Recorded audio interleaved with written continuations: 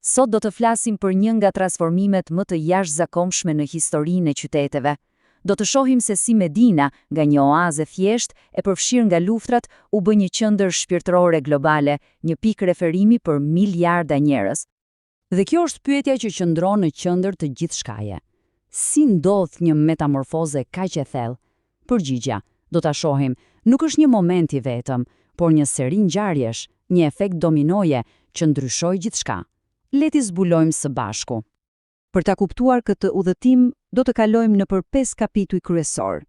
Do të fillojmë me emrin e tij të vjetër, Jethrib, dhe do të shohim se si u bë qyteti i profetit, pastaj kryeqyteti i një perandorie, e më pas do të ndjekim shndërrimin e tij deri në ditët e sotme. Atëherë, le të kthehemi pas në kohë, shumë pas. Para se të bëhej Medina që njohim, ky vend quhej Jethrib. Ishte një oazë plot jetë, por as pak paqësore. Në fakt, ishte një vend thellësisht i përçarë. Për ta kuptuar situatën, duhet ta imagjinojmë pak. Nga njëra anë, kishim fiset ebreje, Banu Kajnuka, Nadir, Kurajza. Ata kontrollonin pjesën më të mirë të tokës dhe praktikisht ekonominë. Nga anën tjetër, kishim dy fiset e mëdha arabe, Aus dhe Khazraj, të cilët ishin të zënë me një luftë të pafund mes tyre. E pra, çfarë ndodh kur ke një shoqëri kaq të ndarë?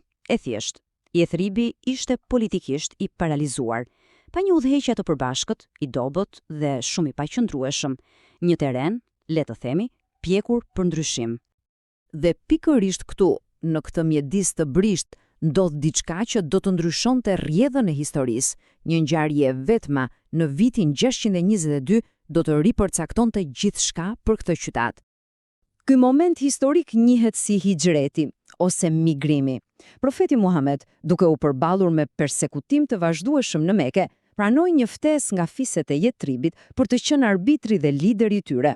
Ky nuk ishte thjesht një zhvendosje fizike, ishte fillimi i një projekti krejtësisht të ri shoqëror e politik. Veprumet që pasuan ishin transformuese.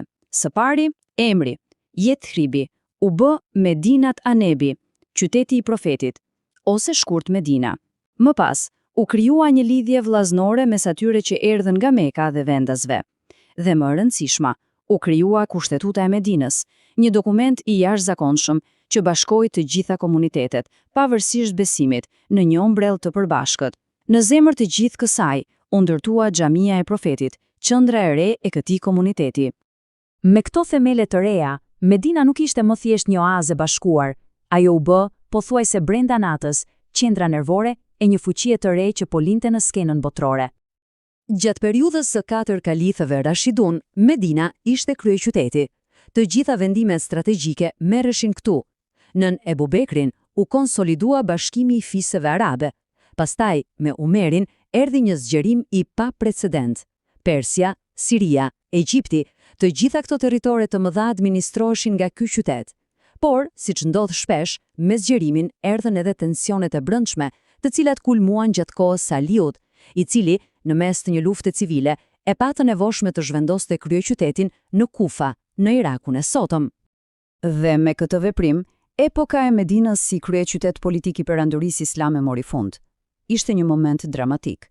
Por historia e Medinës nuk mbaroi këtu. Në fakt, sapo po fillonte një kapitull i ri. Me largimin e pushtetit politik, Medina duhej të rishpikte veten, dhe pikërisht këtë bëri. Ajo kaloi nga një qendër pushteti në një qendër përkushtimi e dije.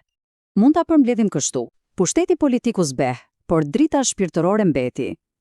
Qyteti nuk ishte më vendi ku merreshin vendime ushtarake, por vendi ku kërkohej dija fetare. Medina u bë epiqendra për studimin e ligjit islamik dhe traditës profetike. Dietarë të mëdhenj si Imam Maliku e kthyen atë në një magnet për student nga e gjithë bota. Edhe perandoritë e mëvonshme si Mamlukët dhe Osmanët e kuptuan rëndësinë e saj shpirtërore. Ata e mbrojtën dhe investuan në të, duke ndërtuar madje edhe hekurudhën e famshme të Hijazit për ta lidhur direkt me Stambollin. Kjo na sjell në kohët moderne, ku trashëgimia shekullore e Medinës është më e gjallë se kurrë. Në shekullin e 20, me formimin e Arabisë Saudite, Medina hyri në një epokë të re, duke forcuar edhe mëtej rolin e saj si një nga dy qytetet më të shenjta të Islamit. Sot, ndikimi i saj matet me një shifër miliona, Miliona pelegrin dhe vizitor vinë çdo vit nga çdo cep i botës për të përjetuar atmosferën e saj unike shpirtërore. Ata vinë për të vizituar vende që janë thelbi i historisë islame. Sigurisht, Xhamia e Profetit, ku ndodhet edhe varri i tij, Xhamia e Kubas, e para xhami e ndërtuar ndonjëherë, dhe varrezat e Xhenet El Baki, ku prehen shumë nga personalitetet më të rëndësishme të islamit të hershëm. Pra, në fund të fundit, historia e Medinës është një mësim i fuqishëm për aftësinë për t'u transformuar. Tregon se identiteti i vërtetë i një qyteti nuk gjendet domosdoshmërisht te pushteti politik apo ushtarak, por te aftësia për t'u përshtatur dhe për të gjetur një qëllim më të lartë, një rëndësi që i reziston kohës. Nga një oazë e përqarë në një far ndriçues për të gjithë botën.